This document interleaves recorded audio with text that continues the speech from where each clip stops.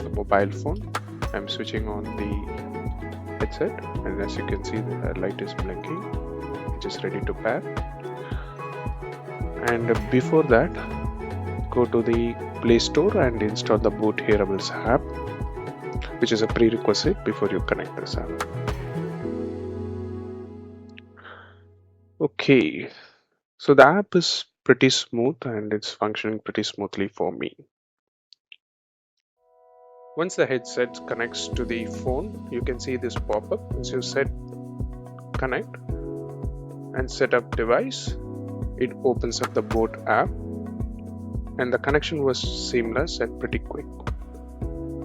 Now the Rockerz 650 Pro is connected.